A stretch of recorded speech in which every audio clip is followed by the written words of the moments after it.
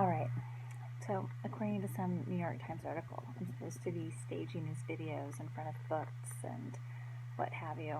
I have plenty of books, that wouldn't be a problem for me, but I really just need to get this material to you and can't really worry about how the video is being staged. So I hope you're okay with the fact that I'm sitting at my dining room table looking at my computer and just trying to get the material to you.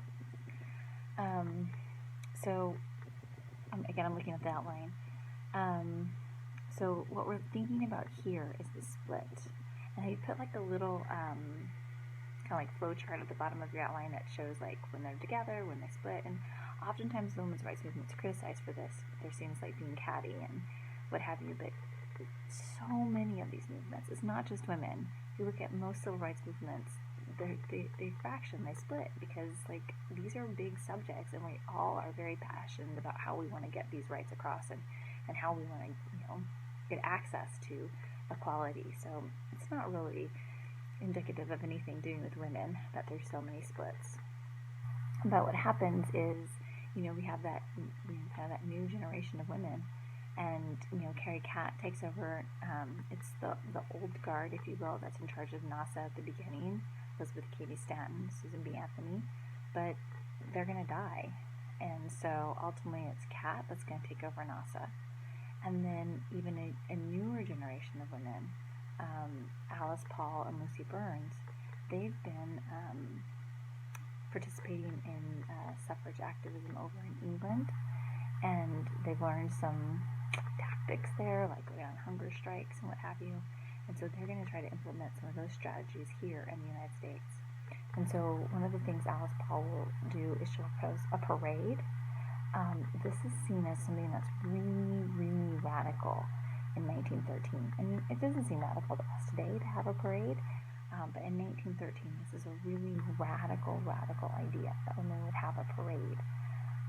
And I've got a great summation of that from the Library of Congress for you.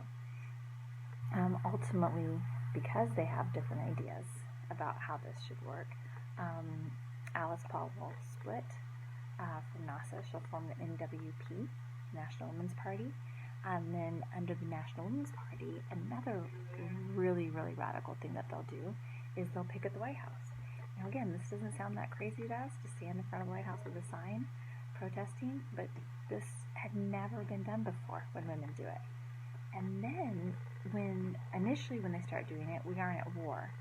But then when the war starts, now they've got a dilemma. Do they keep picketing the White House because this really wouldn't be very popular, or already wasn't popular to picket the White House? But now they're going to do it during war. But they decide they have to, because if they set it aside, they seem to be suggesting that their demand for suffrage is not as important as other things. So they say, we'll support the war, but we're also going to demand suffrage. And you've got a couple video clips that look at the picketing of the White House. One from a documentary, and then the other is a HBO film. It's a really fun film called Iron Jawed Angels. Both of those are going to depict the picketing of the White House. You've got some propaganda posters to look at in terms of how women were represented in World War I.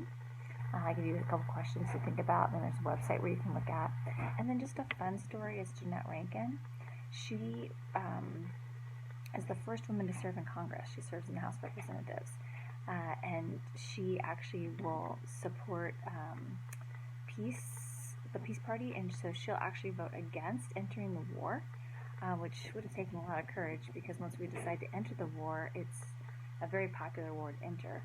And she was from Montana, and she was serving in Congress before women actually had the right to vote, right? Because we had gotten the right to vote in several states, but not yet at the federal level.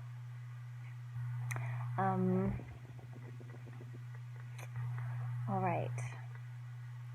If you have any questions about this split between NAWSA and the National Women's Party, or if the women's representation in World War I, be sure and put those in the discussion board. Thanks. Take care.